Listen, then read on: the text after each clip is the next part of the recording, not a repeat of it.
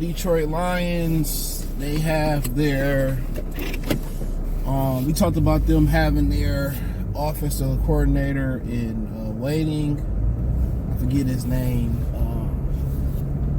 And then, Aaron Glenn could be going. The rumor is to the Saints.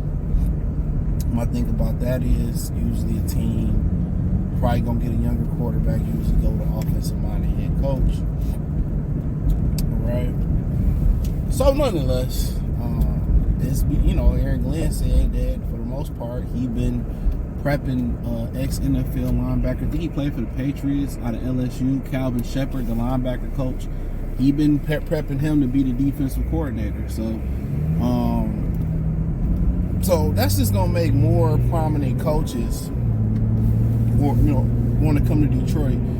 One of the things about companies that are attractive to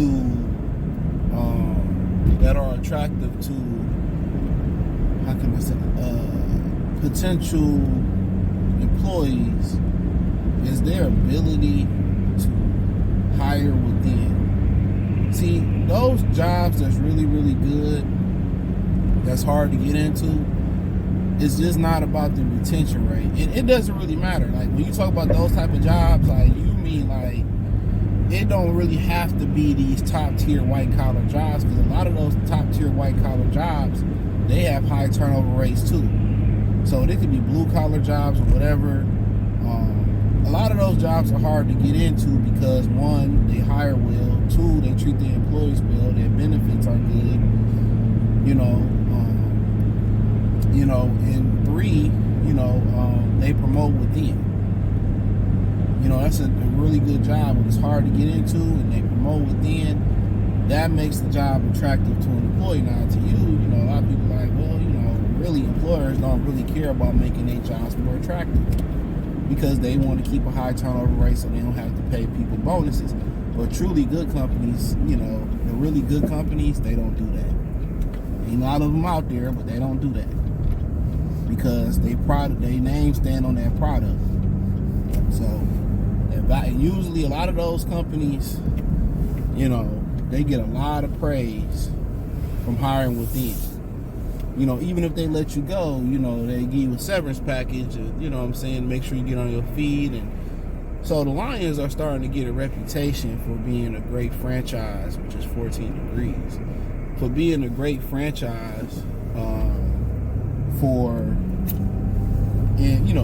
possibly treating the employees well, treating the players well. And if they start promoting within, Dan Campbell starting his own tree.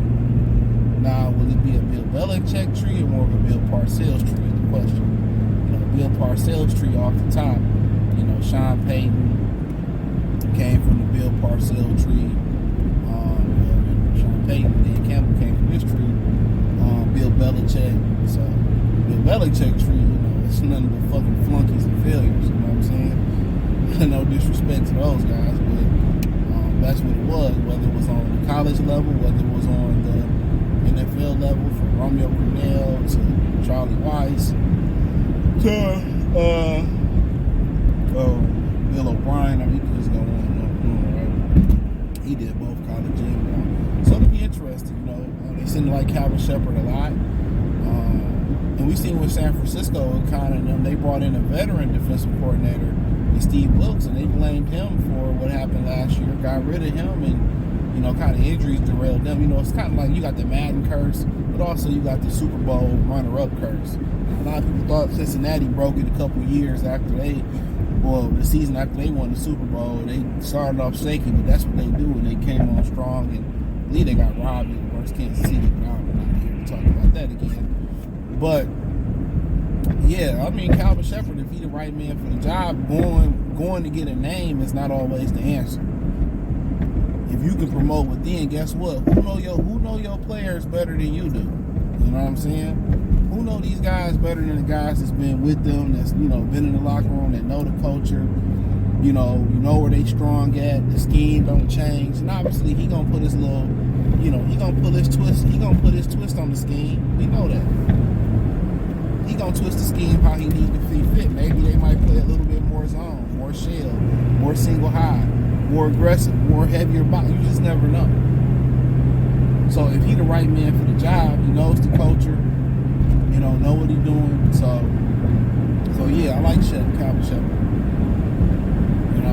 So like I said, Dan Campbell was giving the players the opportunities that he was. A lot of other players not awarded to in sports. I remember Carl Malone had a comment and said, "Why ain't more players head coaches? Why Patrick Ewing ain't coaching the Knicks? Or why this ain't?" And then obviously will come to coach, and I see somebody in the comment section say, "Well, I don't think Dan Campbell's a good coach. He's a good leader." See, what a lot of these dudes get misconstrued is that X's and O's make you a great coach. No, it's not what make you a great coach. It's what you got offensive coordinator for, defensive coordinator for. And you crazy if you don't think Dan Campbell knows X's and O's. One thing you got to know as a tight end, as an offensive player, you got to know, and as a tight end, you got to know the protections. You got to know what the defense doing. You got to know route tree. You got to know sit in the zone, run through the zone, blocking scheme. You got to know all of that being a tight end. That's why it's so hard for them to acclimate as rookies, because what Sam Laporta and Brock Bowers was doing, it hadn't been done since Mike Ditka was a tight end. Mike Ditka had the greatest statistical rookie tight end record. I think he still holds the touchdown record. Laporta couldn't break it last year. So when you start talking about tight ends, you got to know the blocking scheme. Sometimes you got to line up in the backfield, know how to, you got to know the passing. It's a lot that you got to know. But people just think it's, X's and O's that make you a great coach. No. You need to be a leader of men. You need to be a social savant.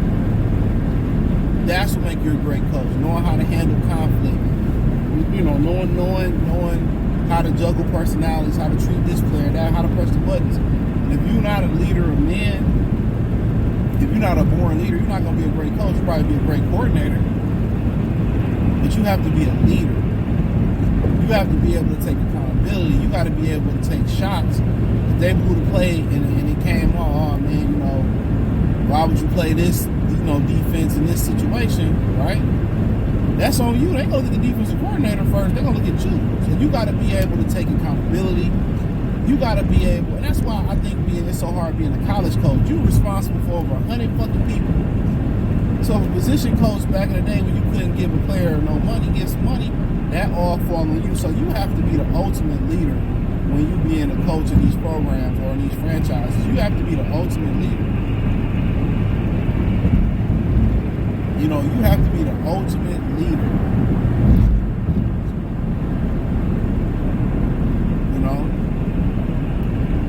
If you don't take accountability, if you can't socialize, if you can't understand players, what they go through, or you don't know when to let veterans rest or how to push the right buttons, you can't sympathize with guys from different backgrounds and different nationalities and all of that, you're not going to be successful. If you're not a genuine player person, you're not going to be successful. So, honestly,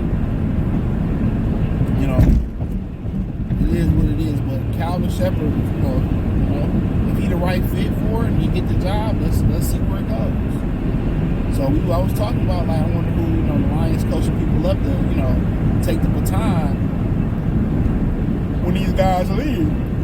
And the answer is, that's what we got on the offensive side of the ball. It seems like they are making sure they coaching these guys up and they getting these guys ready for them opportunities. So, yeah, let me know what you girls and guys think. It's got Detroit Lions